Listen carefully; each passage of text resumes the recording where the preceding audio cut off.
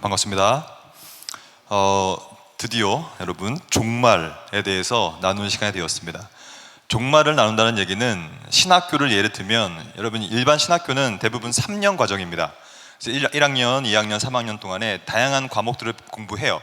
그 다음에 3학년 2학기 마지막이 되면 종말론을 배우게 됩니다. 그래서 저는 이 종말론을 다룰 때마다 여러분들이 이제 졸업하겠구나 이런 생각이 들어요. 왜냐하면 여러분들이 이제 3학년 2학기 같은 느낌 들어가지고.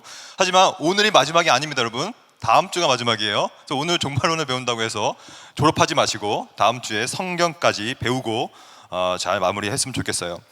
오늘은 종말을 알고 싶다. 이 앞에 그림을 좀 보면요, 이 그림은 유명한 그림이죠. 이 종말을 알고 싶다, 이 뒤에 있는 사진은 그리스도께서 재림하시는 모습, 그 사진입니다. 그래서 오늘은 이 그리스도의 재림과 더불어 재림하실 때 어떤 일이 우리한테 펼쳐지는가, 이런 내용들을 좀 보려고 해요. 대표적으로 7개 정도를 또 보겠습니다. 첫째는 죽음에 대해서 배웁니다. 죽음에 대한 일반적인 견해, 신학적인 견해, 성경적인 견해, 이런 모든 것들을 좀 배우게 되고요. 두 번째는 그럼 우리가 죽으면 우리는 과연 어떻게 되는가에 대한, 이것이 이제 중간 상태라는 말을 쓰거든요. 중간 상태에 대한 가르침을 좀 함께 나누고요. 세 번째는 마지막 날에 어떻게 변화되는가. 이것은 이제 부활에 대한 말입니다. 부활체를 입는다는 표현인데요. 어떻게 부활체를 입게 되는가를 공부하게 되고, 그리고 네 번째는 심판날에 무슨 일이 일어나는가, 그리고 왜 과연 하나님은 우리를 심판하시는가. 여섯 번째, 새 하늘과 새 땅, 신천 신지에 대해서 배우고요. 마지막으로 천국 상급이 있나요? 이렇게 배우겠습니다. 여러분, 한국에는 수없이 많은 이단들이 있어요. 대부분의 이단은 구원론 이단이 많습니다. 그래서 구원에 대해서 이상하게 가리키는 이단들이 되게 많아요.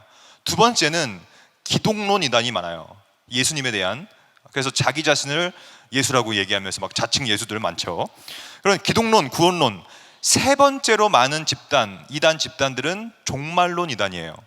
여러분들 아시다시피 뭐 다미 성교회 이런 거 들어보셨을 거예요. 다 시한부 종말론, 다 잘못된 것이죠.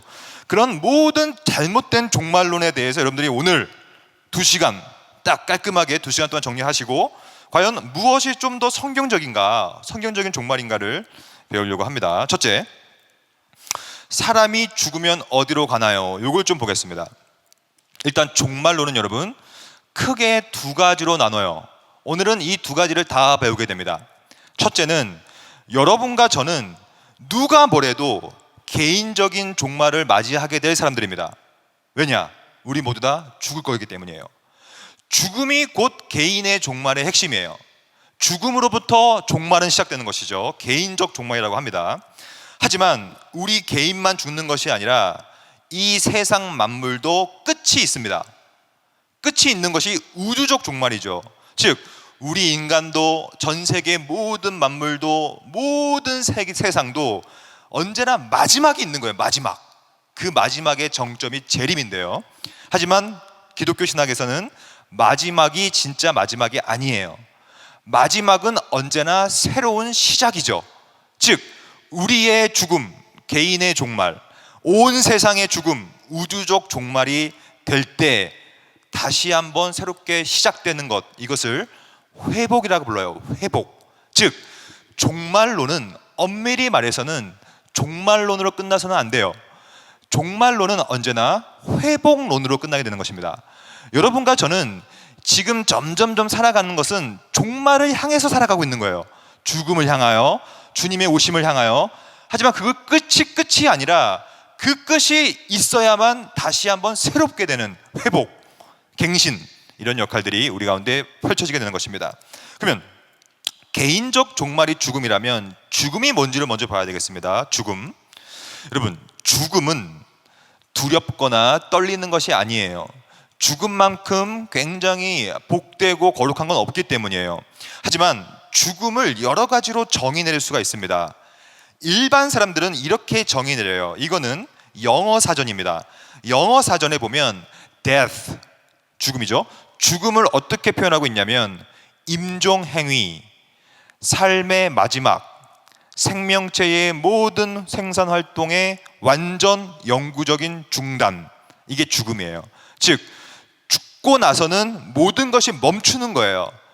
즉 뭐가 멈추냐면 지, 정, 의 모든 것이 멈추게 됩니다. 그것이 기본적인 사전적 정의예요. 하지만 우리는 지금 이제 일반적인 종말이 아니라 성경적인 신학적인 종말을 봐야 되기 때문에 죽음의 성경적인 정의는 무엇인가? 잘 기억하십시오. 이 개인의 종말의 성경적인 입장은 우리의 영혼이 몸과 분리되는 걸 뜻해요.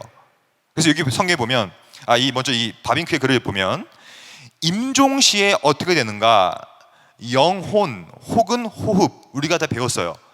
5주 전에 배웠습니다. 인간론 배울 때 Theopneustos, 하나님의 신적 호흡이 우리한테 생기가 훅 불어넣어져서 우리가 영혼이 생겼다, 우리가 배웠어요. 죽음은 뭐냐면 그 영혼이 몸으로부터 떠나는 것이 성경적인 죽음입니다. 그래서 우리의 전인이 죽게 되는 거예요. 잘 보시면 성경에 이렇게 나와 있습니다. 전도서에 보면 흙은 여전히 땅으로 돌아가고, 여기서 말하는 흙은 뭘까요? 우리의 몸. 왜냐? 우리가 인간은 배웠잖아요. 영육 일원체가 인간이에요. 여러분의 영혼과 우리의 육신이, 여러분의 육신이 함께 연합되어야만 인간인데, 이제 우리의 몸은 땅으로 돌아가는데 영은 어디로 가는가? 영은 그것을 주신 하나님께로 돌아간다. 즉 영과 혼이 분리되는 것이 죽음이에요, 성경에서는. 그래서 뭐라고 나와 있냐면 시편에 보면 그의 호흡이 끊어지면 흙으로 돌아간다.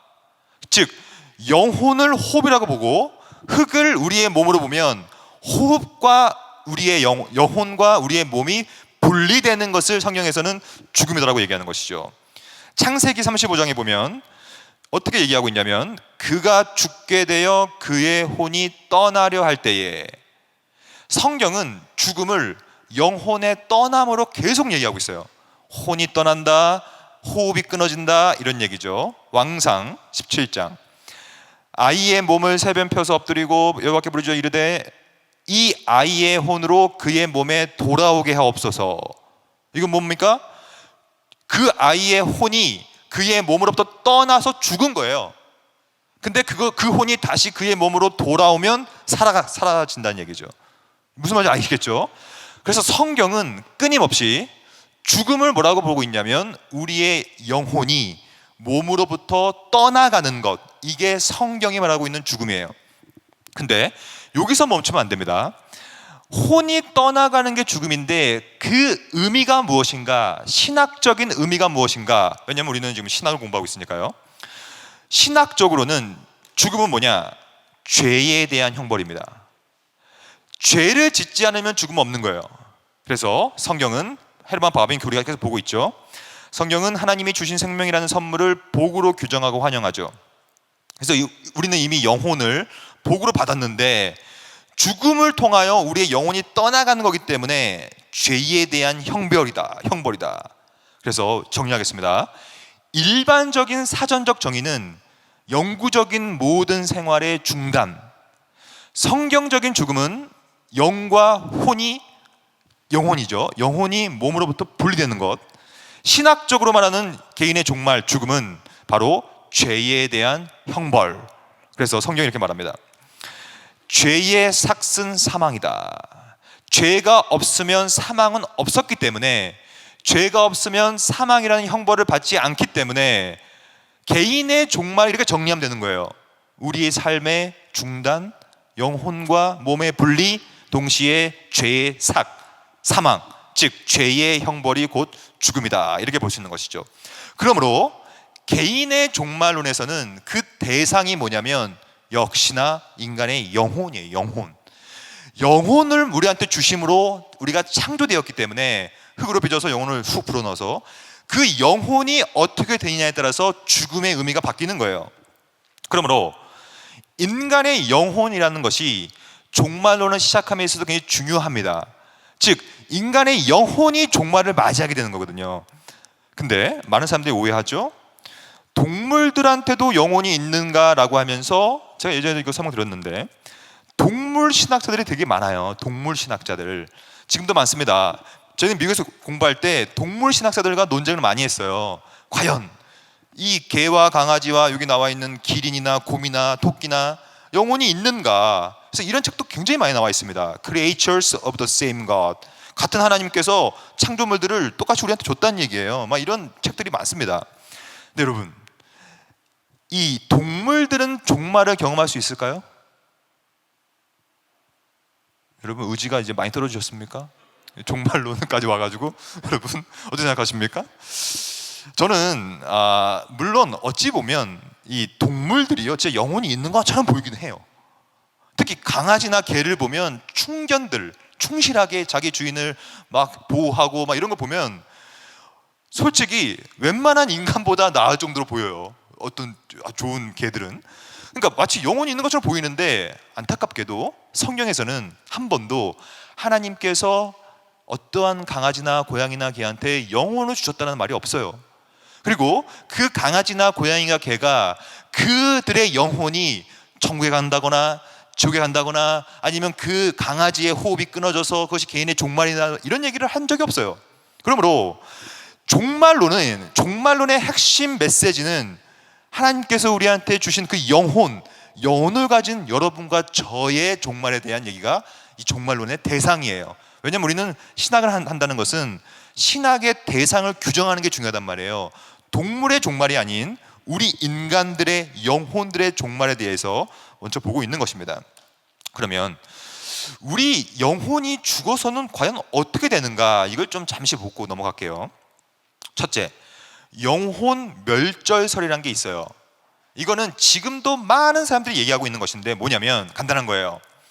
우리 인간의 영혼은 죽으면 끝난다라는 입장이에요. 아노비우스로부터 시작하죠. 그리고 제7일 안식일 재림교, 여러분 이게 정확한 명칭입니다. 안식교라고 하면 안 돼요, 여러분. 제7일 안식일 예수 재림교가 공식 명칭입니다. 언제나 신학은 공식 명칭을 사용해야 돼요. 공식 명칭. 안식교가 아닌 제7일 안식일 예수 재림교, 또한 여호와의 증인, 제호바의 위트니스잖아요. 그런 사람들이 여전히 외치고 있는 주장이 바로 영혼 멸절설인데, 하지만 이것은 조건적 불멸설이라고도 해요. 왜냐하면 의인의 영혼은 죽지 않는다고 얘기해요. 의인의 영혼, 예수를 믿는 사람들의 영혼은 죽지 않는다. 하지만 예수를 믿지 않는 사람들의 영혼은 멸절한다 라는 입장이에요. 여러분 이걸 딱 듣자마자 여러분들 이게 뭐가 문제일까요? 만약에 영혼 멸절설이 맞다면 딱 떠오르는 잘못이 뭐예요? 문제가 뭐예요? 의인만 멸절하지 않고 악인들의 영혼은 다 멸절해버리면, 그러면 지옥 갈 수 있는 영혼이 있어요, 없어요? 없어요. 이러한 가르침은요 지옥에 대한 성경의 가르침을 철저히 거세하게 돼버립니다. 왜냐하면 지옥 갈 사람들이 없는 거예요. 악인들은 지옥에 가야 되는데 악인들의 영혼이 없어져 버린다고 생각하면 지옥 누가 갑니까? 그리고 신구약 전말에서 말하고 있는 악인의 심판에 대한 메시지도 다 무너져 버려요. 전부 다 죽어버리면. 그러므로 이거는 잘못된 사상입니다. 영혼 멸절설은요 잘못된 사상이고요, 더 잘못된 사상이 하나 있는데 그것이 바로 영혼 윤회설이죠. 여러분과 저는 한국 사람이기 때문에 알게 모르게 영혼 윤회설을 믿는 사람들이 되게 많아요. 예수를 믿어도 이거 믿습니다. 뭐냐면 환생 개념이에요. 환생. 그래서 죽음 후에 우리의 영혼이 이렇게 돌아다닌다는 얘기죠. 전생을 떠돌고 환생하고 막. 이거는 기독교가 아니라 이거는 거의 신비주의, 영지주의에 가깝죠. 그래서 우리의 영혼이 죽고 나서 떠돌다가 나중에 또 어디로 들어간 거나, 여러분 많이 본 내용이죠. 한국 드라마. 여러분 한국 드라마가 정말로 문제가 많아요, 신학적으로. 저는 나중에 기회가 되면 한국 드라마와 한국 영화 속에 있는 잘못된 사상들을 좀 비판하는 책을 쓰고 싶은 마음까지 들어요. 왜냐하면 여러분 이 드라마를 보면요 막 옛날 사람들이 같이 다시 현대로 돌아가고 막 장군이었던 사람이 들어와가지고 현대 여자랑 막 결혼하고 막 이러잖아요. 전생 개념, 환생 개념 다 말이 안 되는 것입니다. 왜냐하면 우리는 다른 걸 따라갈 것이 아니라 성경을 따라가야 돼요. 성경이 이렇게 말하고 있습니다. 한 번 죽는 것은 사람에게 정해진 거예요. 한 번 죽는 거예요. 사람은 다시 태어나거나 전생에 있다거나 환생한다거나 그런 말은 없어요, 성경에. 그 후에는 심판이 있을 뿐이지 이 조선시대, 고려시대 사람들이 다시 태어나가지고 막 현대 여자와 결혼하고 이런 내용은 없는 거예요. 그런 환생과 전생 개념. 여러분들 가운데 혹시 청소년 아이들이 자녀로 있다면요, 여러분 청소년 아이들은요 듣고 보는 대로 그냥 살아가는 사람들이에요. 드라마가 그렇다고 얘기하면 그런 걸로 알고 있어요. 전생과 환생 이런 개념들은 완전 잘못된 사상입니다. 이걸 우리가 좀 이따 더 배울 거예요. 지금은 짧게 넘어가고 있는 것입니다. 그러므로 성경적인 입장은 뭐냐면 영혼 불멸설이 맞아요. 이게 뭐냐면 한 번 태어난 영혼은 절대로 죽지 않는 거예요. 잘 생각해 보십시오. 즉 영혼 불멸설은 죽음 이후에 우리의 영혼이 없어지거나 환생하거나 다시 태어나거나 어쩔 때는 개로 태어나고 어쩔 때는 강아지로 태어나고 이런 게 아니라 그 자체로 무기한적으로 영원하게 존재하는 거예요. 그러므로 영원한 천국, 영원한 지옥에 갈 수 있는 영혼이 영원한 영혼일 뿐만이 없는 것이죠. 중간에 존재를 멈추는 영혼은 영원토록 살아갈 수도 없는 것이고 영원 불멸할 수도 없는 것이니까 때문에, 그래서 정통적인 기독교 내에서는 언제나 영혼에 대한 불멸을 얘기했습니다.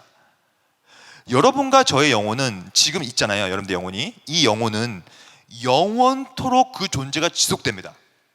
이게 성경적인 입장이에요. 왜냐? 성경이 이렇게 얘기하고 있기 때문입니다. 욥기를 볼까요? 내가 알기에는 나의 대속자가 살아계시니 마침내 그가 땅 위에 서실 것이다. 그래서 뭐라고 나와 있냐면 내 가죽이 벗김을 당한 뒤, 이건 뭐냐면 죽었다는 얘기예요. 내가 죽었을 때 내가 육체 밖에서 하나님을 보리라. 이게 무슨 말이에요? 내가 말씀드렸죠. 죽음은 우리의 육신과 영혼이 분리되는 거란 말이에요. 우리가 죽으면 우리의 영혼이 육신으로부터 떨어나가요. 나가면 그 영혼이 하나님을 보게 된다. 그 영혼이 죽는 것도 아니요 환생하는 것도 아니요 그 영혼 자체가 하나님을 보게 된다는 얘기죠. 전도서 3장 11절 하나님이 모든 것을 지으시되 때를 따라 아름답게 하셨고 또 사람들에게는 영원을 사모하는 마음. 여러분 성경에서 마음은 곧 영혼으로 등치시킬 수 있는 표현이에요. Mind, Soul, Spirit은 같은 등치 구절이에요. 등치 표현이에요. 즉 우리의 영혼은 언제나 영원을 사모하는 거예요. 영원을 사모할 수 있는 이유는 뭐냐면 우리의 영혼은 죽지 않고 영원토록 살아있기 때문이에요. 신약도 볼까요? 예수께서 이르시되 나는 부활이요 생명이니 나를 믿는 자는 죽어도 살겠고, 이게 우리가 좀 이따 볼 부활입니다. 부활. 여러분과 저는 나중에 부활을 하게 돼요. 그래서 죽어도 살게 돼요. 다시 무릇 살아서 나를 믿는 자는 어떻게 한다? 영원히 죽지 않아요. 여러분과 저의 영혼은 절대로 죽지 않습니다. 영원히 가는 거예요. 영원히. 한번 창조된 영혼은. 만일 땅에 있는 우리의 장막집이 무너지면 하나님께서 지으신 집 곧 손으로 지으신 것이 아니에요. 땅에 있는 우리의 장막집은요 어찌 보면 상징화된 표현이죠. 우리의 몸이에요. 몸. 우리의 몸은 무너질 수 있어요. 우리는 죽을 수 있으니까. 하지만 우리에게는 뭐가 남아있냐면 하늘에 있는 영원한 집. 이곳은 부활체를 입은 그 영혼이 가는 집입니다. 영원한 것이죠. 마태복음 10장 28절 몸은 죽여도 영혼은 능히 죽이지 못하는 자들, 이런 표현이 등장해요. 성경에서는 우리의 육신은 죽어도 영혼은 죽을 수가 없다라는 얘기를 하고 있습니다. 누가복음 23장 43절 예수께서 이르시되 내가 진실로 이르노니 오늘 내가 나와 함께 낙원에 있으리라. 이건 누구한테 하신 말씀입니까? 십자가 옆에 달린 강도한테 하는 말입니다. 강도야, 네가 나를 믿으면 이제 너는 나와 함께 낙원, 이 낙원이 뭔지를 제가 좀 이따 말씀드릴 거예요. 이게 이제 중간 상태의 개념이거든요. 죽고 나서 우리가 어디로 가는가의 문제입니다. 우리는 죽어서 그 영혼이 없어지는 게 아니에요. 족벌절 멸절 안 됩니다. 환생하거나 전생으로 가는 게 아니죠. 안 됩니다. 함께 낙원으로 가요. 왜냐? 그 영혼이 죽지 않기 때문에 그렇습니다. 그러므로 정리해 볼까요? 우리 모두 다 한 번은 죽게 돼요. 성경에 나와 있습니다. 단 한 번 정한 바, 죽은 것은 우리한테 정해진 거예요. 딱 죽으면 우리가 배운 것처럼 우리의 영혼이 몸을 떠나가게 되어 있어요. 예수님께서 돌아가실 때 뭐라고 했냐면, 예수님이 죽으시면 뭐라고 표현합니까? 성경은 그 혼이 떠나가시느니라. 그것은 뭐냐면 예수께서 십자가에서 진짜로 죽었다는 얘기예요. 영혼이 떠나가시느니라. 그래서 우리의 영혼도 떠나간단 말이에요. 영혼이 죽지 않기 때문에, 떠나가기 때문에 그것을 뭐라고 부르냐?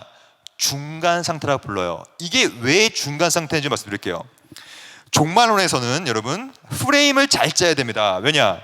여러분과 저는 아무도, 이 자리에 모인 우리 모두는 한 명도 종말을 경험해 본 사람이 없기 때문에 성경에 나오고 있는 표현들과 신학적인 교리들을 체계화시켜서 프레임을 만들 수밖에 없는 거예요. 이것도 장차 그렇게 될 거라는 프레임이죠.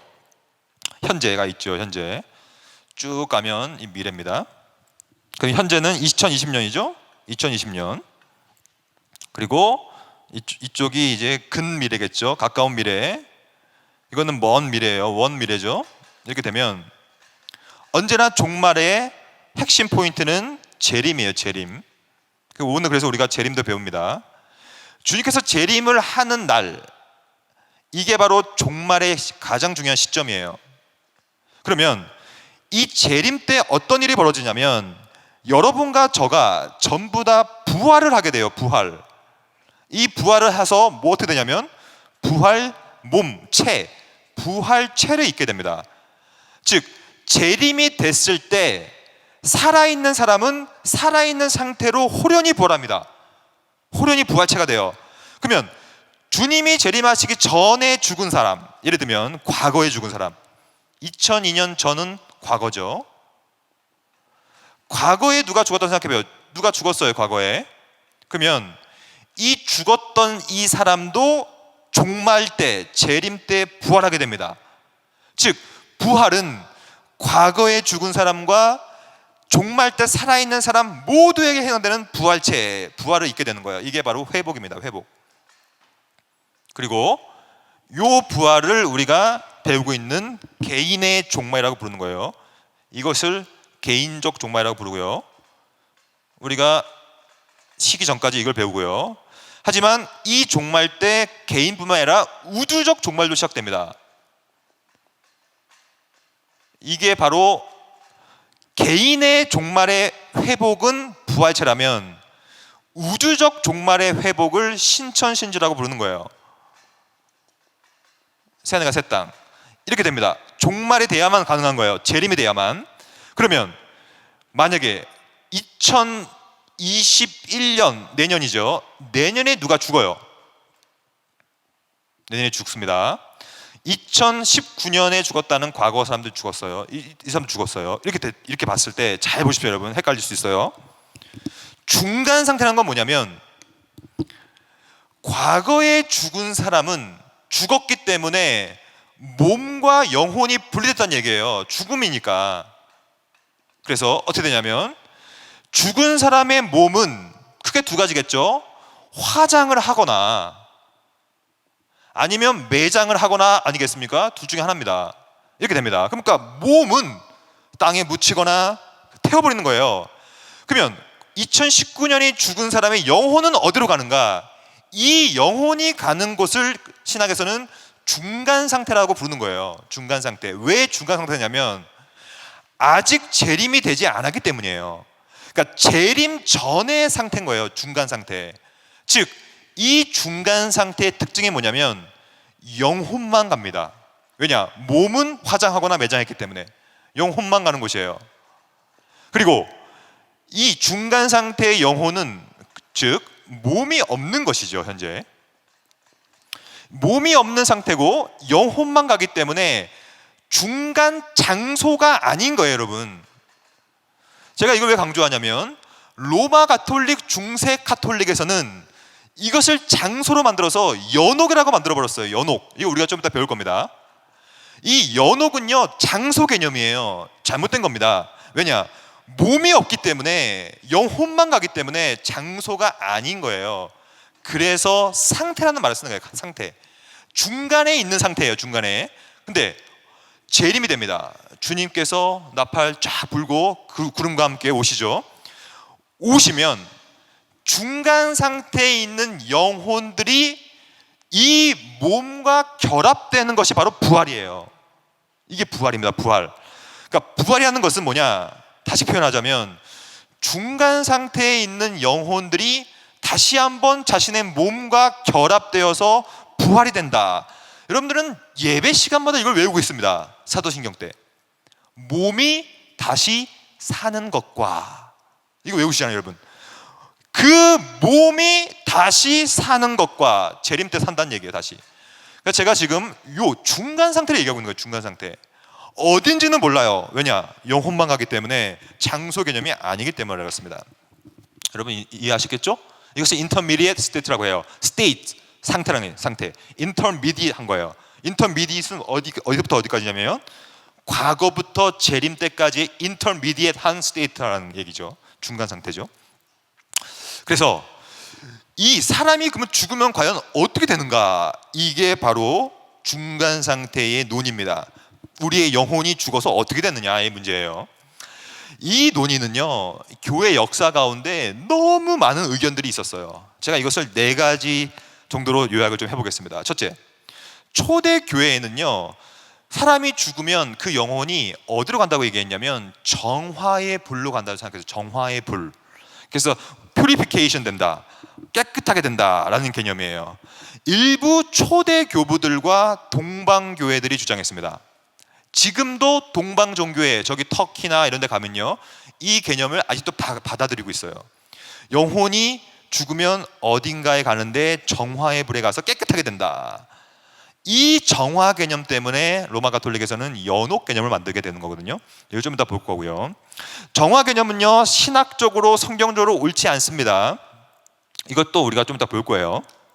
두 번째, 어떤 사람들은요, 영혼이 죽으면 수면에 빠진다, 즉 무의식의 상태, 잠에 빠진다고 생각해요. 잠에. 누가 말했냐면 제세례파들과 18세기 신학자들, 이런 얘기 많이 했습니다. 근데 이런 얘기를 한 사람들이 왜 이런 얘기를 하냐면 성경이 그렇게 얘기하고 있는 것처럼 보이기 때문입니다. 대표적으로 마태복음 9장 24절, 이르시되 물러가라, 이 소녀가 죽은 것이 아니라 잔다. 그러니까 사람들이 이걸 보고, 사람이 죽으면 영혼은 잠에 빠지는구나 라고 오해를 하기 시작했어요. 실제로 예수님께서 나사로한테 이렇게 얘기하죠. 그 나사로의 그 일가 친척들한테, 우리 친구 나사로가 잠들었도다, 그러나 내가 깨우러 가노라 라고 하면서, 이건 예수님의 가르침이니 사람들이 오해를 하기 시작한 거예요. 중간 상태로 가는 것은 잠에 빠지는 거구나, 자는 거구나, 이렇게 생각하는 것이죠. 근데 여러분, 성경은 자기 멋대로 해석하면 안 됩니다. 성경은 신약과 구약, 이 모든 성경 구조를 서로 자증하면서 해석해야 돼요.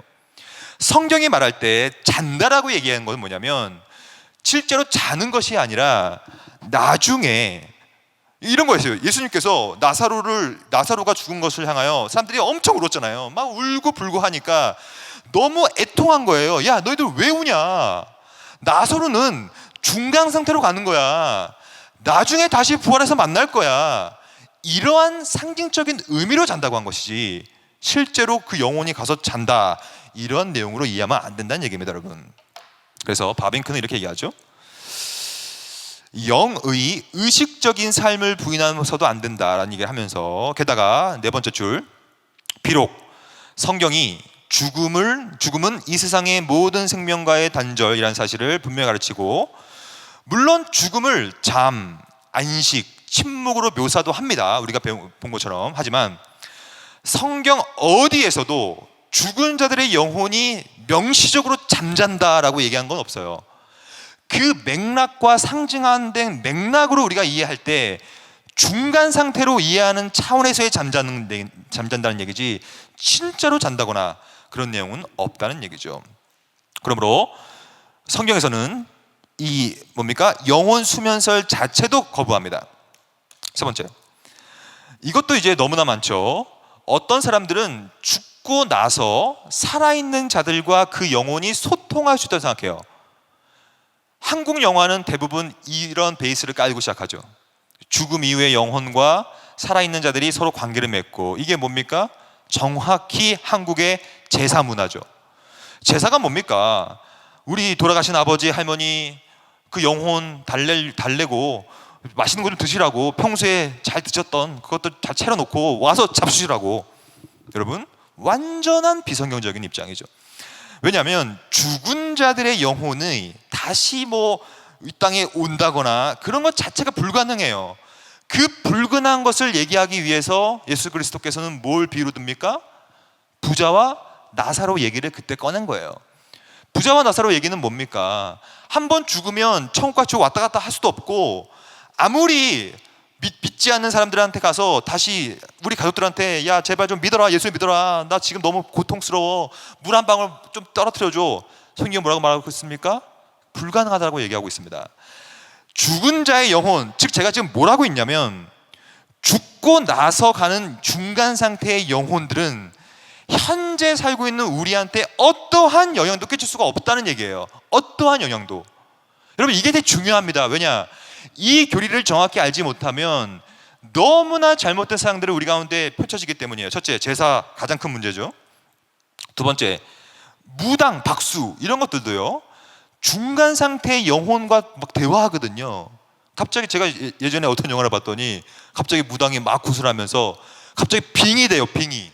그래서 아이고 뭐 며느리야 막 이러면서 막 시어머니가 차로 돌아오고 막 이러잖아요. 이거는 정말로 말이 안 됩니다. 왜냐? 성경은 끊임없이 이렇게 얘기해요. 우리는 성경을 따라가는 사람들입니다. 성경이 말하는 바는 죽음과 함께 그 영혼, 즉 중간 상태에 있는 영혼은 이 세상과의 모든 교제가 완전히 단절돼요.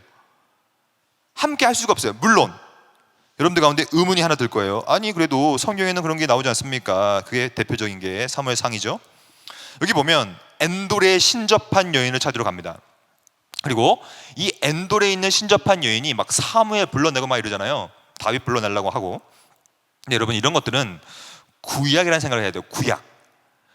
구약이라는 표현이 중요한 표현인데 이런 겁니다. 이게 쉽게 설명드리면,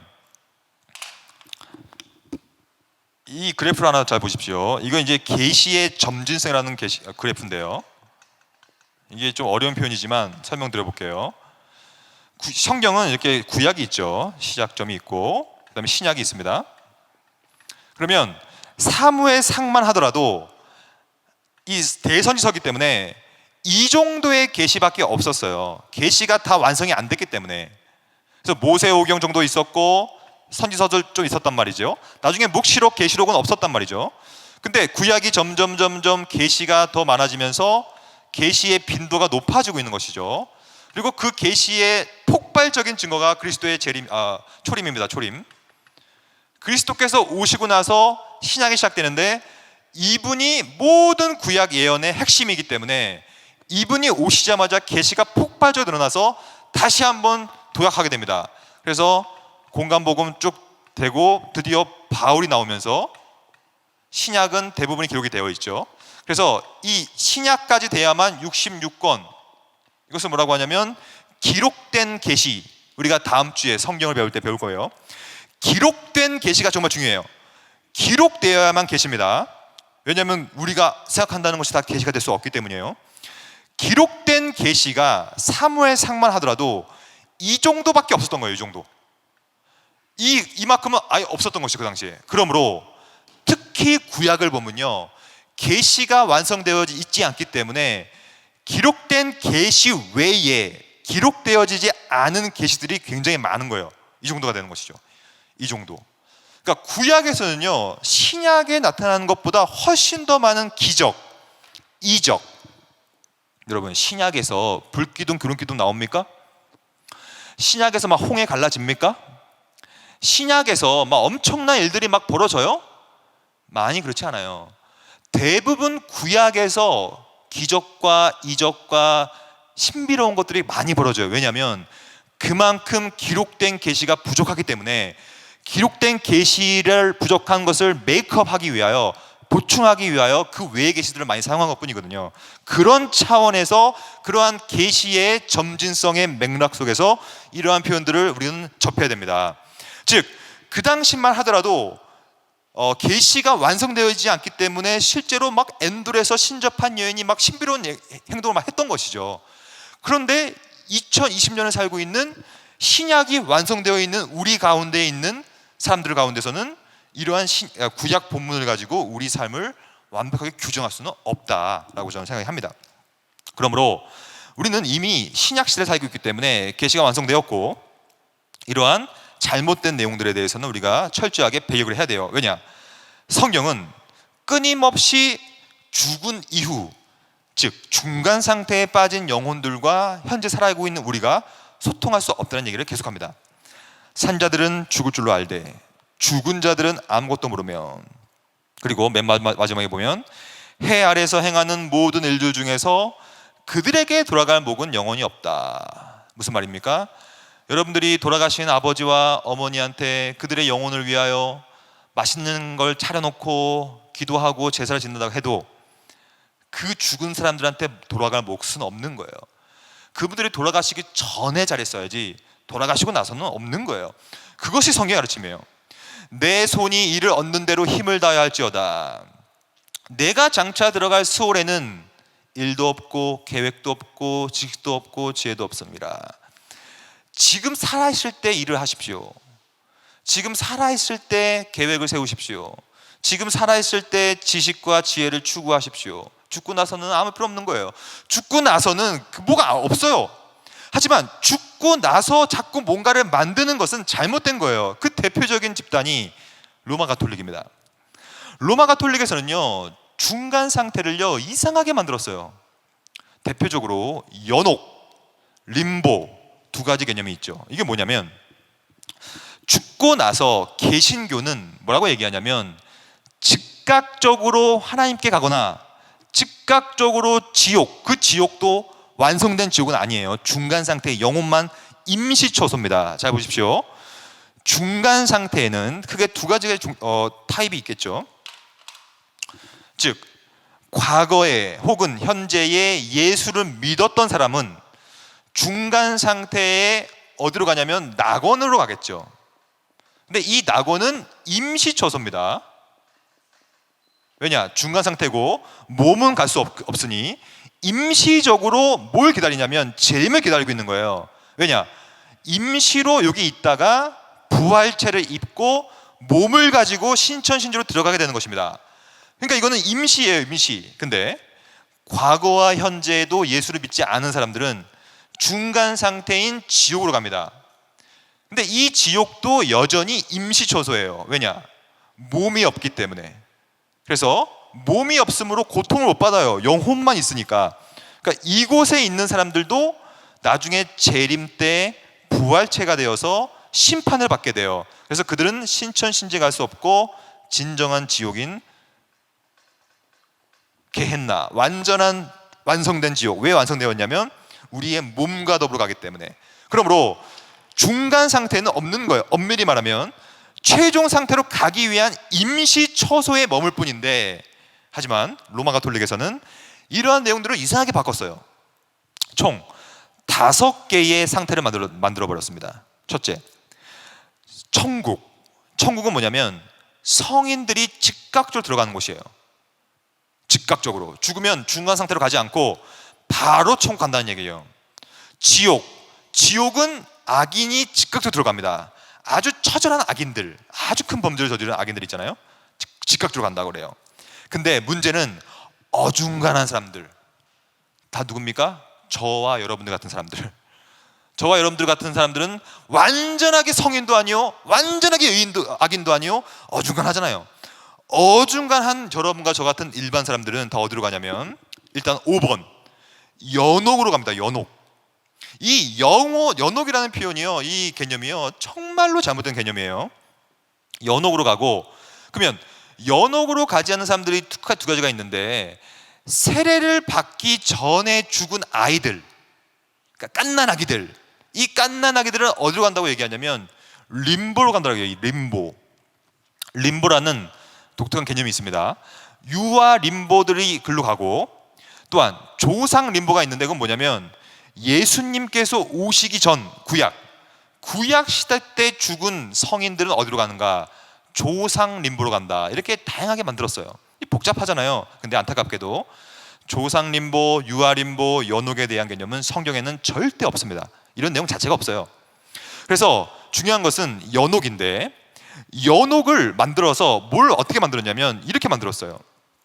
이 사진을 잘 보십시오. 이게 연옥에 있는 사람들인데, 연옥에 가서 뭐 하고 있냐면 다들 정화의 불로 영혼을 막 깨끗하게 하고 있는데, 여기 보면 가운데에 성모 마리아가 있고 그 양 옆에 천사들이 있죠. 지금 천사들이 여기 보면 세 번째 있는 천사가 녹색 옷을 입은 천사가 있는데, 이 천사가 지금 뭔가를 이렇게 물 붓고 있죠. 이렇게 보이십니까? 이렇게 뭔가를 붓고 있잖아요. 이게 뭘까요? 뭘 붓고 있을까요?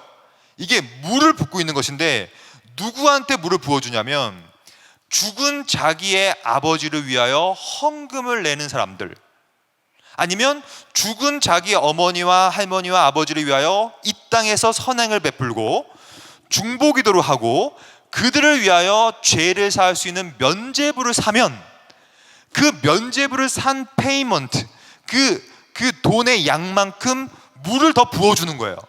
그러면 효도를 하는 사람들이라면, 효자라면 어떻게 하겠어요? 열심히 사겠지.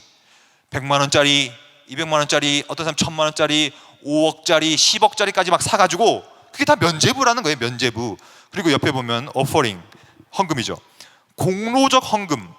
여러분, 이거 제가 딴 얘기가 아니라 이거 다 로마 가톨릭이 지금도 이러고 있습니다. 과거엔 더 심했죠. 왜냐? 연옥을 만들어서 끊임없이 죽은 사람을 향하여 뭔가를 하라고 만드는 것이 잘못된 중간 상태의 개념이에요. 여러분, 마틴 루터라는 사람이 있습니다. 종교개혁자인데요. 마틴 루터가 95개조 방반문을 만들었어요.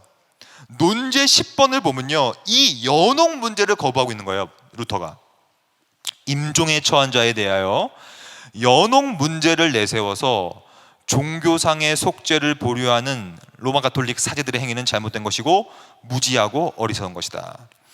여러분, 나중에 기회가 되시면 루터의 95개조 방반문 정도는 한번 읽어보시면 좋습니다. 왜냐하면 개신교, 종교개혁을 시작하는 아주 중요한 시점이 되었기 때문에 이 루터가 뭘 반박하고 있는가, 많은 경우에 이 연옥을 반박하고 있어요. 연옥은 정말로 말이 안 되거든요. 말이. 근데 안타깝게도 한국 개신교회에 이상하게도 로마 가톨릭적인 교리가 많이 들어가 있어요. 저는 과거에 이런 설교도 들어봤던 기억이 나요. 어떤 부흥회 갔더니 부흥사께서 죽은 사람들을 향하여 헌금을 내라는 얘기예요. 그래서 뭐 그 어머니 아버지 생전에 효도 못했으면 더 헌금을 많이 내서 해라. 여러분, 그거는 연옥이에요. 연옥. 완전한 잘못된 교리입니다. 그러고 있어요. 아직도. 루터는 또 이렇게 얘기합니다. 27번에 연복의 안에 던진 돈이 딸랑 소리를 내자마자, 왜냐면 그 당시에는 다 지폐가 아니었고 동전이었거든요. 동전이었고, 재밌는 얘기는 뭐냐면 그 당시 종교개혁 전 시대에 연옥 교리를 말하면서 이 면죄부를 팔러 다니는 사람들이 되게 많았단 말이에요. 근데 이 면죄부를 팔러 다니는 사람들이 뭘 갖고 다녔냐면요, 어디 봅시다. 이 나무로 된, 이 정도 큰 나무로 된 상자를 만들었어요. 근데 그 상자를 어떻게 만들었냐면, 가장 동전을 떨어뜨릴 때 소리가 크게 날 수 있는 재질을 골랐다고 해요. 그래서 상자를 만들어 놓고 사람들한테 면죄부를 사십시오. 그러면 그 당시에는 동전이었으니까 동전을 떨어뜨려요. 그러면 딸랑 소리가 날 거 아닙니까? 딸랑 소리가 크게 나면 날수록 당신의 죄는 사해졌습니다. 당신의 아버지와 당신의 어머니의 죄는 사해졌습니다. 이렇게 했다는 얘기예요. 이게 보십시오. 연복의 안에 던진 돈이 딸랑 소리를 내자마자 그 영혼이 연옥에서 벗어나온다고 말하는 것, 이것은 인간의 학설을 설교하는 것이다 라고 얘기하면서 루터가 계속적으로 비판하고 있는 것입니다. 그러므로 이 개신교에서는 중간 상태에 있는 사람들과 소통할 수 없다는 얘기를 계속 하기 시작했어요. 그래서 웨스트민스터 신앙고백서를 볼까요? 웨스트민스터 신앙고백서를 이제 좀 요약해서 만든 소요리 문답이라는 게 있는데, 소요리 문답에 보면 이렇게 나와 있습니다. 신자가 죽을 때에 우리는 어떠한 유익을 받는가? 여러분, 이것을 꼭 기억하십시오. 신자가 죽을 때 우리의 영혼은 완전히 거룩하게 되어서, 일부러 이 신조를 만든 사람들이 어떠한 표현을 썼냐면 즉시라는 표현을 썼어요. 일부러 즉시라는 표현을 쓴 이유가 뭐냐면, 중간 상태 속에서 연옥에 간다거나 림보에 간다거나 아니면 떠돌아다닌다거나 이런 것을 초장에 없애기 위하여 즉시 영광 중에 들어간다는 표현을 집어넣었어요. 즉시 영광이라는 얘기는 뭐냐면 즉시 임시초소인 낙원, 그래서 앞으로 다가올 신천신지를 고대하고 있다는 그 임시초소로 간다는 얘기죠. 그리고 그 몸은 어떻게 되는가? 그 몸은, 왜냐하면 몸과 영혼이 분리된 것이니까 몸은 여전히 그리스도께 연합하여 부활 때까지, 저기서 종말 때 부활 때까지 무덤에서 쉰다. 그래서 이것을 그림으로 좀 설명해 볼게요. 이렇게 설명하면 됩니다. 중간 상태라는 것은, 여러분 잘 보십시오. 이 그림을 천국과 지옥, 하지만 현재, 예를 들면 이런 것이죠. 저는 지금 저희 외할머니가 돌아가셨거든요. 그러면 저희 친할머니 살아계시고 저희 부모님 다 살아계시니 저는 저희 외할머니와 외할아버지만 저는 지금 없어요. 지금 두 분 다 이제 돌아가셨어요. 근데 이 두 분 다 예수를 믿으셨기 때문에 저는 이렇게 생각합니다. 지금 현재 저의 외할머니와 외할아버지의 영혼은, 왜냐면 그 두 분은 다 매장하고 있어요. 지금 저기 김해, 저기 밑에 김해의 어느 산소에 지금 매장되어 있고, 그 두 분의 영혼은 지금 어디 있냐면 현재와 부활, 재림 사이의 중간 상태, 현재의 어딘가는 몰라요. 우리는 어딘가에 임시로 계시겠죠. 이게 중간 상태 개념이에요. 그래서 그 두 분은 왜 거기 계시는가? 사실 거기라는 표현도 써서는 안 돼요. 왜냐하면 영혼은 어떠한 장소 개념이 아니기 때문에 거기가 아니에요. 그러니까 알 수가 없어요. 이 중간 상태 개념들은 정확히 어떻게 되는지. 하지만 나중에 주님이 재림하실 때 이제 그 매장당한 그 산소가 열리게 될 거예요. 성경에 이렇게 나와 있어요. 성경에 보면 주님이 오실 때 무덤이 열린다는 표현이 나와요. 무덤이 열린다. 그럼 뭐냐면 무덤이 열리는지도 모르겠어요. 알 수가 없어요. 하지만 무덤이 열린다는 표현은 엄밀히 말하면 다시 한번 몸이 그 영혼과 연합한다는 개념을 우리는 이해할 수가 있어요. 다시 부활체를 입게 된다는 얘기죠. 그런 차원에서 현재 어딘지를 모르는 중간 상태의 임시처소와 나중에 있을 새하늘과 새 땅과 완전한 지옥, 완성된 지옥 사이에는 어느 정도의 연속성도 있지만 어느 정도의 불연속성도 있다. 왜 연속성이 있냐면 과거나 현재나 미래나 똑같은 영혼이 가기 때문에 연속적인 거예요. 하지만 그럼에도 불구하고 지금은 몸을 가지 않기 때문에 불연속인 거예요. 나중에야 돼야만 우리의 부활체를 입기 때문에 우리의 몸과 영혼을 가지고 가는 것이 완성된 것이다. 하지만 이 중간 상태 이론은 이렇게 생각해야 됩니다. 여러분, 절대로 중간 상태에 대해서 몰두하지는 마세요. 왜냐? 중간 상태 이론의 역사가 우리에게 보여주는 것은, 첫 번째 보십시오. 신학자와 일반인을 막론하고 성경의 한계 내에 머무를 수밖에 없어요. 그러니까 성경이 말하고 있는 정도만 우리는 이해할 수밖에 없는 것이죠. 그래서 그보다 더 지혜로우려고 노력하는 것은 위험한 것입니다. 즉, 중간 상태를 제가 짧게 말씀드렸는데 이 정도만 아시면 돼요. 왜냐? 저도 이 정도밖에 모르기 때문이에요. 왜냐? 성경이 이 정도만 얘기하고 있어요. 그 외를 더 알기 위하여 몰두한다거나 이러면 여러분 종말론 이단에 빠지게 되거나 종말론 이단이 되게 될 수밖에 없어요. 왜냐? 성경은 제한적으로 알려줘요. 아주 조금만. 중간 상태에 대한 성경의 자료는 그럼에도 불구하고 우리의 필요를 채우기에 충분해요. 물론 여러분들 머릿속에서는 아직도 궁금한 점들이 많을 거예요. 답변되지 않은 것도 많을 거예요. 하지만 우리가 그럼에도 불구하고 취할 수 있는 것은 성경이 그만큼 얘기하고 있기 때문에 어차피 사변과 추측밖에 못해요. 그 누구도 이 중간 상태를 경험해 본 사람이 없기 때문이에요. 그래서 여러분, 유튜브를 여러분 잘 보셔야 됩니다. 여러분 유튜브를 함부로 보시면 안 돼요. 유튜브에 이단들의 영상이 많이 올라가 있어요.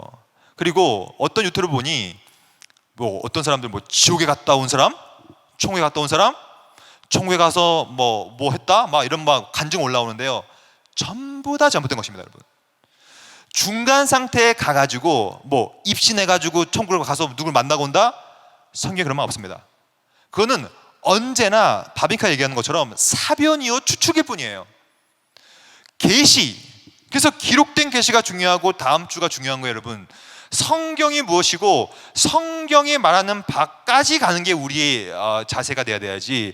자꾸 인간이 생각하면요, 사변되고 추측되고 결국에는 마지막에 보면 하나님의 증거를 부정하게 될 위험이 도사리고 있습니다. 그러므로 위대한 교부였던 아고스티누스는 이렇게 얘기했어요. 만일 우리가 지금 하나님에 대해서 말하고 있죠. 신학을 공부하고 있지 않습니까? 근데 여러분들 가운데 많은 질문이 들 거예요.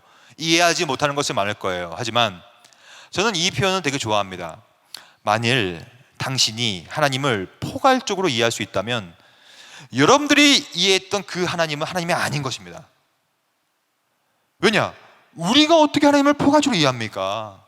제가 지금 5주 동안에 지금 교리를 하고 있지만 여러분들이 이 교리를 좀 배웠다고 해서 다 알 수가 없어요. 만약에 그것을 다 안다면 그것은 우리는 잘못된 교리를 알고 있는 것밖에 안 되는 것이죠.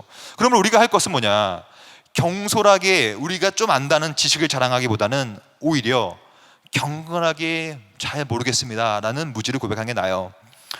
하지만 하나님께서는 언제나 성경을 통하여 우리에게 약간의 지식이라도 줍니다. 그것은 참 엄청난 복이죠. 하지만 하나님을 포괄적으로 이해한다는 것, 전적으로 불가능해요. 특별히 종말론은 더 그렇습니다. 종말론은요, 우리 모두 다 한 번도 경험해보지 않았기 때문에 철저하게 성경이 말하는 거기까지만 가야 돼요. 성경이 말하고 있지 않은 부분에서는 우리는 멈춰서야 됩니다. 자꾸 가려고 하지 마세요. 왜냐? 칼빈은 이렇게 얘기합니다. 주께서 친히 자신 속에 감추어 두시기를 원하시는 것을 사람들이 자꾸 무절제하게 마구 찾아 헤매고 그리하여 지극히 숭고한 지혜 그 자체를 자꾸 막 밝히려고 한다는 것은 절대로 옳지 않은 것이다. 하나님께서는 우리가 그 지혜를 이해하기를 원하시는 것이 아니라 오히려 그 하나님의 지혜를 기리고 높이 받들기를 바라시며 그리하여 우리 속에 경의와 놀라움으로 가득 채우기를 바라시는 것이다. 사실 이러한 내용은요, 우리가 처음에 이걸 시작했어야 돼요. 왜냐? 이 교리라는 것은 우리가 뭔가를 공부하는 게 아니에요. 여러분, 왜 화요일마다 이 힘든 시기에, 이 힘든 이 시간에 와서 앉아 계십니까? 여러분, 뭔가를 알려고 오시는 거예요? 안 됩니다. 뭔가를 알려고 오시면 안 돼요. 왜 교리를 공부하냐면 이 교리를 공부함을 통하여 하나님이 얼마나 위대하신가, 그분이 얼마나 사랑이 많으신가, 그분이 얼마나 뛰어나신가를 우리가 경험하고 그리하여 우리 속에 마지막 문장 경의와 놀라움으로 가득 채워서 그분을 예배하기 위하여 우리는 교리를 공부하고 있는 거예요. 마치 좀 안다고. 여러분, 제가 제일 경계한 게 뭐냐면 여러분들이 이러한 내용들을 계속 공부하다 보면요, 이상하게도 우리 인간들은요 교만해져요. 그래서 아유, 권사님, 장로님, 집사님, 저는요 이런 거 다 배웠어요. 안 배우셨죠? 이렇게 시작돼요. 막 교만하게 되고 뭔가 머리만 커지고 막 이래요. 그것은 교리를 완전 잘못 배운 것입니다. 종말론, 특별히 이 종말에 대한 내용은 우리가 더욱더 모른다. 우리의 무지를, 어거스틴이 말했죠, 경건하게 우리의 무지를 고백하는 것. 하지만 성경이 계시해주는 그 양만큼만 우리는 아는 것, 그게 정말 중요한 자세가 되어야 됩니다. 세 번째, 그러면 우리가 지금까지 죽음을 배웠고 중간 상태라는 것을 좀 배웠습니다. 그러면 세 번째로는 과연 중간 상태가 마무리되는 그날, 마지막 날이라고 하죠. 이것을 성경에서는 주의 날이라고 해요. 주의 날. 성경에서는 주의 날이라고 말했을 때는 언제나 재림을 말합니다. 재림. 주의 날은 도둑같이 와요. 언제 올지 아무도 몰라요. 그러므로 시한부 종말론 전부 다 이단입니다. 주님이 오시는 날을 안다고 하는 순간에 그건 이단이에요. 그럴 수가 없어요. 몰라요.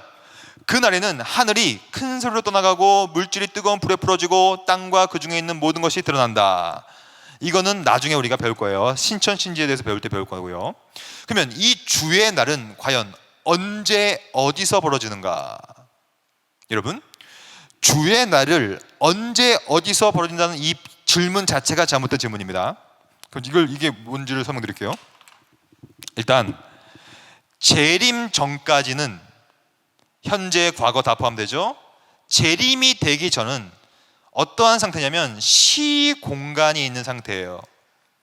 그래서 유명한 철학자였던 하이데거 같은 사람들은 시간이 있다는 것은 곧 공간이 있다는 것이다. 그리고 시간과 공간이 있다는 얘기는 곧 존재한다는 얘기라는 말을 했거든요. 이게 왜 그러냐? 종말이 되기 전에는 이게 다 물질적인 상태이기 때문이에요. 물질이라는 얘기는 시간이 있고 공간이 있고 존재가 있다는 뜻입니다. 현재 지금 상태죠. 하지만 우리가 간과하면 안 되는 것이 뭐냐면 주의 날, 재림이 되는 시간은, 이때와 공간은 더 이상 시공간의 개념이 아니라는 입장이 꼭 갖고 있어야 됩니다. 그러므로 재림을 물질적인 시각으로 봐서는 안 된다는 개념이에요. 그러니까 어떤 분들은 이렇게 오해하는 거예요. 아, 주님이 구름 타고 오시는데, 여러분 생각해 보십시오. 주님이 구름 타고 미국으로 온다 생각해봐요. 미국 하늘로 온다고 생각해봐요. 그러면 우리 한국에 사는 우리들은요, 주님의 재림을 못 봅니다. 어떻게 봐요? 미국이 얼마나 먼데. 여러분, 미국은 여기서 비행기 타면요 14시간 걸려요. 14시간 걸리는 그곳에서 주님이 구름 타고 오시면요, 한국에 있는 사람들은 못 봐요. 만약에 한국으로 오신다. 그러면 다른 지역 사람 못 보는 거예요. 그러므로 재림이라는 것은요, 공간으로 온다거나 시간으로 온다는 개념으로 이해하면 안 된다는 개념이에요. 이게 바로 그 개념입니다, 여러분. 아니, 주님이 오실 때 모든 그릇 찌른 자들도 다 그를 보리라 그랬는데, 주님이 새벽 3시 반에 오셔봐요. 다 자고 있겠지. 누가 주님을 봐. 그러니까 자꾸 이 시공간의 개념을 없애버려야 됩니다, 이 재림의 날은. 그래서 그럼 이때 어떤 일이 벌어지는가? 이 재림의 시간은, 이 순간은 언제나 부활로 생각해야 돼요. 부활. 이 헤메라 토 쿠리우라는 뜻은 주의 날이라는 뜻인데, 그리스도가 나타나시고 재림입니다. 주님이 다시 오셔야 종말이 이제 완성되는 거예요. 이때 어떤 일이 벌어지는가? 죽은 자들을 일으키신다. 즉 중간 상태에 있는 영혼과 매장 혹은 화장되어진 몸이 함께 부활하게 되는 거예요. 몸의 부활을 믿사오며, 여러분들 고백하는 것처럼. 그리고 그때 무슨 일이 벌어지냐? 세상을 심판하죠. 그리고 세상을 새롭게 한다. 신천신지. 그러므로 부활이 되는 것을 어떻게 좀 볼 수 있느냐? 여러분, 부활은 죽은 자들과 살아있는 신자들이 동시에 부활합니다. 그래서 여기 보면 하지만 이 사릴전 4장 16절을 보면요, 마치 전과 후가 나타나는 것처럼 보이긴 해요. 여기 보면 주께서 호령과 천사의 소리와 하나님의 나팔 소리로 친히 하늘로부터 강림하신다. 에피파네이라는 것인데, 즉 현현한다는 얘기예요. 하나님께서 보인다는 얘기예요. 그리스도께서 보이실 때 그리스도 안에서 죽은 자들이 먼저 일어나고, 그 후에 살아있는 자들도 그들과 함께 구름소로 끌어올려 공중에서 주를 영접하게 하시리니, 이라는 표현이 나와요. 이 표현들을 여러 가지로 해석할 수 있는데, 핵심은 제가 다 구체적인 것 다 제외하고, 먼저 죽은 자들이 살아나고 나중에 살아있는 자도 부활한다. 하지만 이 모든 부활은 신자들만 부활하는 것도 아니요, 불신자들만도 부활하는 것도 아니요, 같이 부활한다는 입장이 바로 정통 종말론의 입장이에요. 왜냐? 성경이 이렇게 말하고 있습니다. 성경은 이것을 등치로 말하고 있어요. 등치.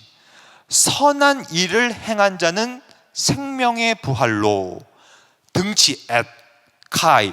그리고 어떻게 되냐면 악한 일을 행한 자는 심판의 부활로. 즉 생명의 부활과 심판의 부활은 동시다발적으로 재림 때 벌어질 것이다. 하지만 동시다발이라는 표현도 시공간의 개념이기 때문에 쓰면 안 되는 거예요, 엄밀히 말하면. 그러므로 재림의 때에는 시간적 순서를 염두할 필요가 없다는 개념이에요. 이해하시겠죠? 즉 성경에서는 자꾸 후에, 전에, 그 후에, 이런 먼저, 이런 말이 나오지만 엄밀히 말해서 재림의 때는요, 지금 현재 24시간 뭐 이러한 시간 공간이 아니기 때문에 이런 일들은 그냥 동시다발적으로 일어날 것이다. 사실 이것은 무천년 입장이 하거든요. 근데 제가 이제 천년 입장은 말씀 안 드릴게요. 헷갈리니까. 하여튼 여기서 말하면 생명의 부활과 심판의 부활이 동시다발이라는 표현도 잘못된 표현이지만 그냥 있을 것이다 라고 이해할 수밖에 없는 것이죠. 이 사도행전에 보면요, 그들이 기다리는 바 하나님께서 향한 소망을 나도 가졌으니 곧 의인과 악인의 부활이 있을 것이다. 그래서 저희 입장은 뭐냐면, 굳이 심판 때, 재림 때 순서를 정할 필요가 있는가라는 것은 저희 입장이에요. 그리고 이것이 정통 개혁파의 입장이에요. 굳이 순서를 자꾸 정하다 보면요, 이게 이단화돼 버려서, 이게 뭐냐, 이런 게 있습니다. 세대주의적 종말이라는 게 있어요. 세대주의적 종말이라는 이단 사상이 바로 이 시간을 정하는 거거든요. 잘못된 것이에요. 왜냐하면 시간을 정하는 듯한 느낌이 성경에 나와 있긴 하지만, 동시에 성경은 끊임없이 동시다발적으로 그냥 그 일이 벌어질 거라는 얘기만 하고 있기 때문에, 분명한 사실은 재림 때 의인과 악인의 부활이 있을 것이다, 여기까지는 확실합니다. 즉 신자 공동체의 부활이 진정한 부활인데, 이때 어떤 일이 벌어지는가 나와 있죠. 영혼과 육신, 이 영혼은 중간 상태에 있는 영혼이겠죠. 아니면 죽지 않았더라면 그냥 그 영혼 그 자체가 보편화되겠죠.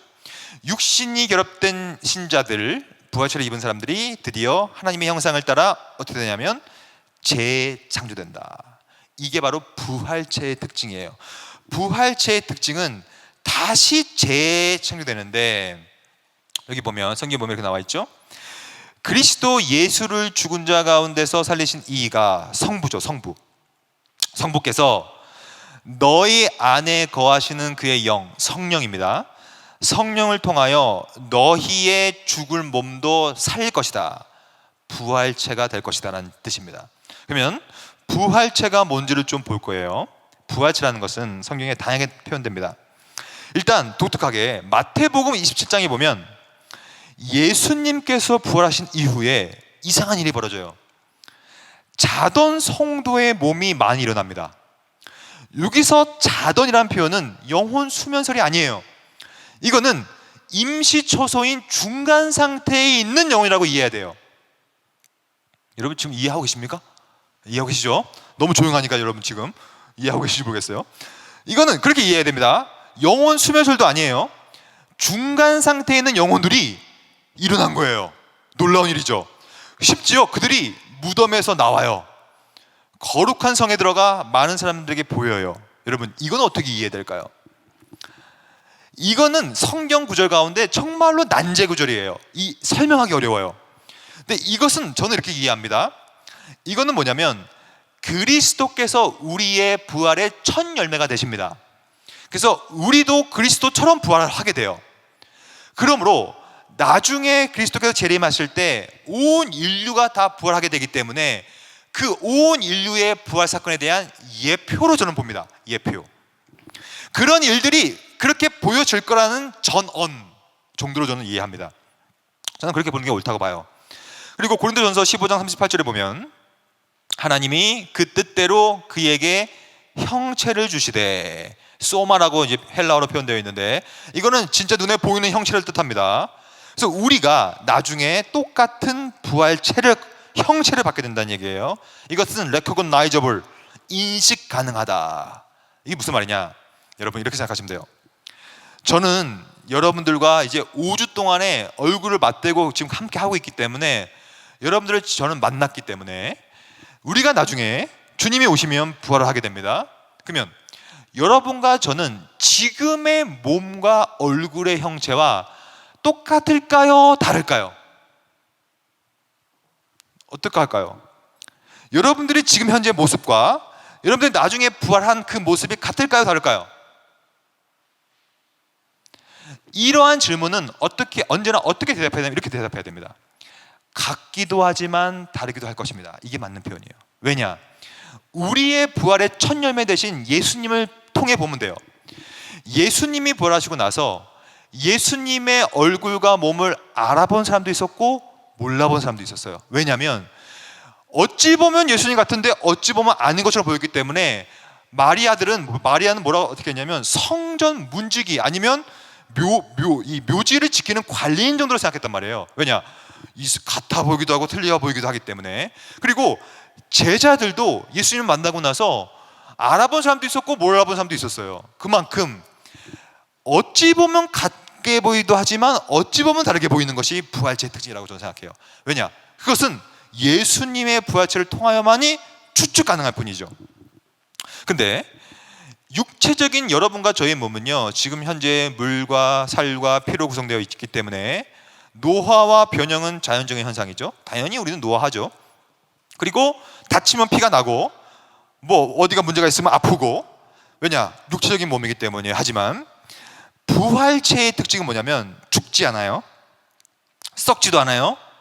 그리고 어떻게 되냐면 영적으로 영광스럽게, 즉 영화된 몸.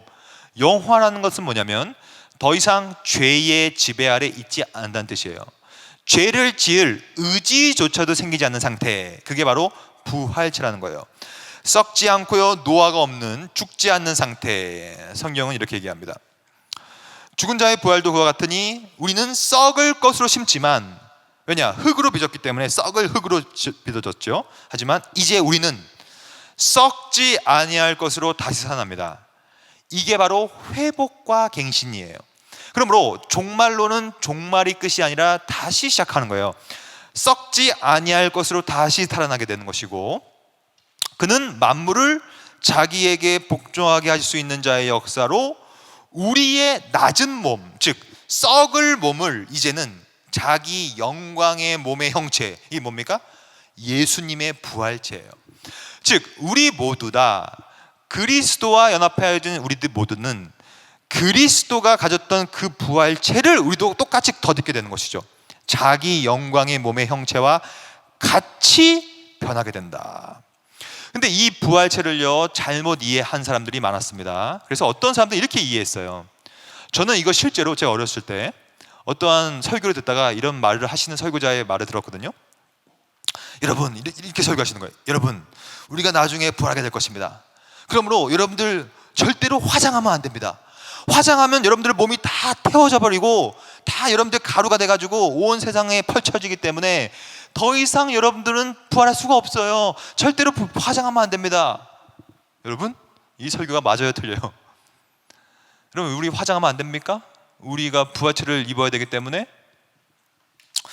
많은 사람들이 화장과 매장을 오해합니다. 그래서 어떤 사람들이 이렇게 얘기하는 거예요. 아니, 우리가 나중에 부활체를 입어야 되기 때문에 우리 몸을 태우면 안 된다. 근데 잘 생각해 보십시오. 여러분, 매장을 하면요, 100년 지나면 어떻게 되겠습니까? 가루 돼요. 매장을 하든 화장을 하든 우리 몸은 썩을 몸이기 때문에 썩어 없어져 버리는 거예요. 없어져 버려요. 그리고 그러면 만약에 우리 몸이 낱낱이 갈갈이 찢어져 가지고 아주 심한 교통사고 당했어요. 그래서 우리 몸이 완전 처참하게 그냥 부서지고 얼굴이 없어져 버렸어요. 그러면 얼굴이 없어진 상태로 죽었으니 얼굴이 없어진 상태로 부활체가 됩니까? 어떤 사람들은 죽기 전에 팔이 잘렸어요. 팔이 없어요. 그래서 나중에 부활체가 되는데 팔이 없이 부활합니까? 그런 게 아니란 얘기예요. 부활체는 뭐냐면 이렇게 보면 됩니다. 부활체는 그리스도의 구속은 두 번째 창조나 새로운 천재가 아니라 재창조다. 그러니까 하나님께서는, 잘 보십시오, 이게 중요합니다. 이것만 하고 우리가 쉴 거예요. 하나님께서 자신의 창조적인 능력으로 무로부터, 우리가 배웠습니다, 엑스 니힐로, 무로부터 아무것도 없는 상태에서 인간을 만들고 생명을 불어 넣어줬어요. 그것이 하나님의 능력이에요. 그 하나님의 능력이 화장해가지고 가루가 된 사람의 몸뚱아리를 다시 살릴 수 있는 능력이 없겠어요? 우리 무로부터 창조하신 하나님께서 사고로 인해서 몸이 없고 어딘가 큰 상처를 입었고 이런 사람을 다시 새롭게 창조할 수 있는 능력이 없겠어요?